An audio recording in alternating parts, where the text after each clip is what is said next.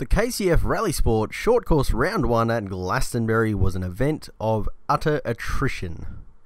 It was an event where half of the field did not finish and half the field felt ecstatic that they simply finished the rally. So let's have a look at what went on at this rally.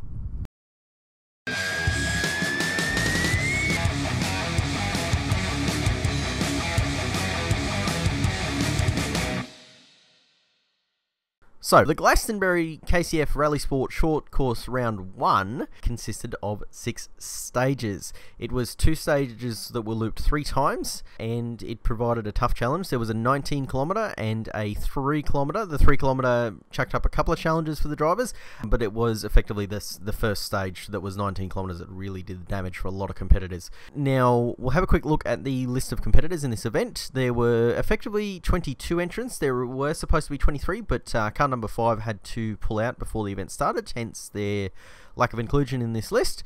And a couple of big names there from the QRC, and a couple of new faces there as well, and a mix of 4-wheel drive, rear-wheel drive, and front-wheel drive. So let's jump into stage 1 and have a look at what happened.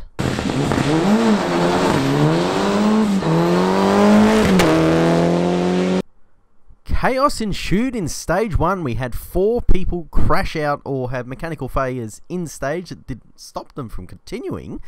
We also had Adrian Coppen. He had an issue with his turbo up pipe, I think they said it was.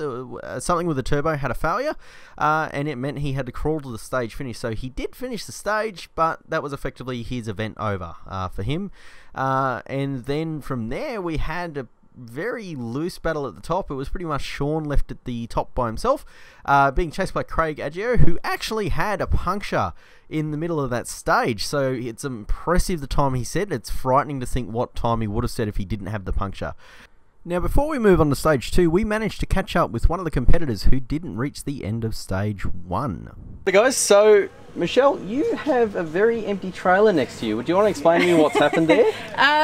George is still out on the Glastonbury stage at about 11 k's in, unfortunately. He's alright. We had an oil leak, so we were blowing some white smoke, so we pulled off an SOS point, popped the bonnet, there were some flames, so got to use the fire extinguishers. It's very exciting. Put the flames out, and yeah, that's where he stays, unfortunately. Unfortunately, but you should be able to get it going. It's it's not written off, so... No, nothing too serious. Just the oil feeder line for the turbos cracked, and yeah, it's a high pressure line, so oil everywhere, and just with the heat caught fire. So. Alright. Oh well, I guess we'll see you at KCF2 then. Absolutely. From there we moved on to stage 2, and thankfully stage 2 was not as chaotic as stage 1 for the competitors. We did have one person who had an issue in stage 2 who we managed to catch up with in an interview. We'll show you that in a moment. But generally all the crews got through stage 2 and were able to get back out for stage 3. So we'll just have a quick look at the times for stage 2 just to see where everyone is.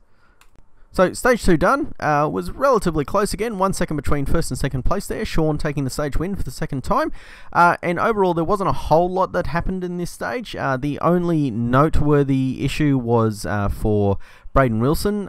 He actually had issues with his engine at the start line. It dropped from running on 4 cylinders to 2 cylinders, so he had to crawl through the stage, and we managed to catch up with him after that stage. So Braden, you are here very early in the day, with still 4 stages to go. What's going on? Yeah, we went through the first stage pretty quick. We were happy with the car and how it was feeling. And then, top 5, top 6, I think. Yeah, I think it was like top 5 stage time or something. And then yeah, we got to the second stage, 5 seconds to go. Revving the car was fine, and then two cylinders.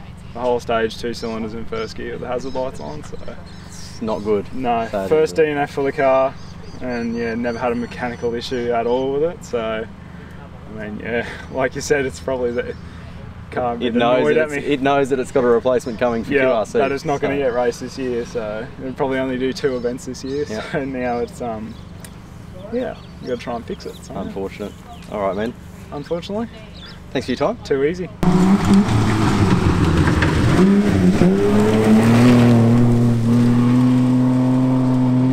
So from there, things settled down a little bit.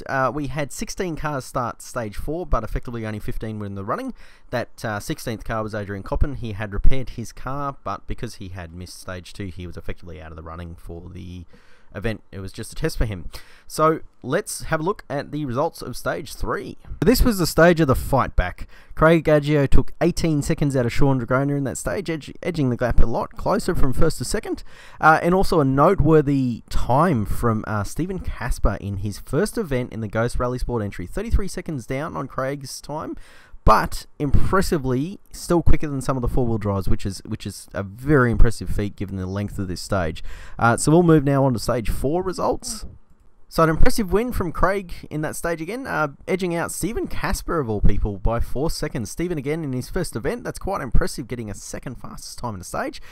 Sean Dragona 1 second back from Stephen in third place, dropping 5 seconds to Craig in there, and crucially the gap at this point between Craig and Sean was 1 second after 4 stages, which is very impressive.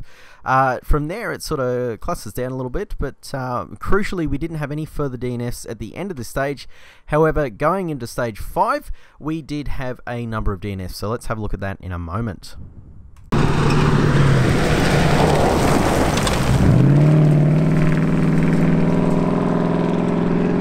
So, end of stage 5, and we had 3 names drop off the leaderboard. They didn't actually start the stage.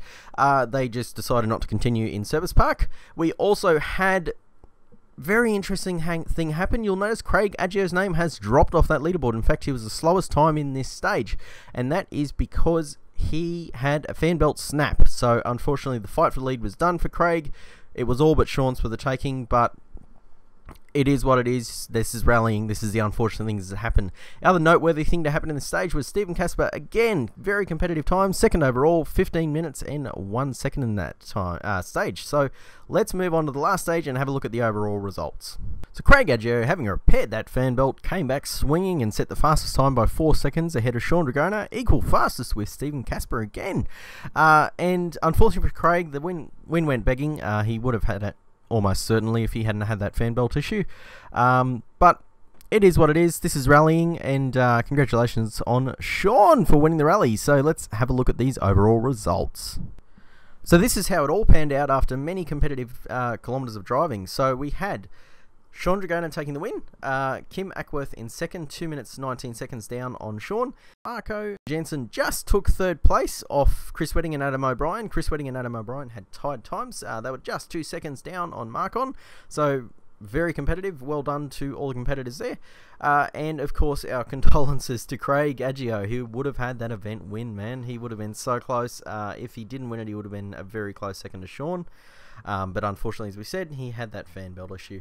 And we also found out that Stephen Casper as well would have been up there. He dropped 3 minutes in that first stage, so who knows where he would have ended up after all that chaos. So congratulations to the teams for making it to the end of the event, all 12 crews that did. And let's have a look at how these points pan out.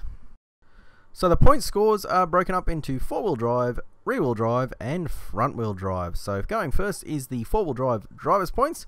As you can see, Sean on top with Kim in second and Adam in third. Co-drivers points, we have Ray, then Ian, then Matt.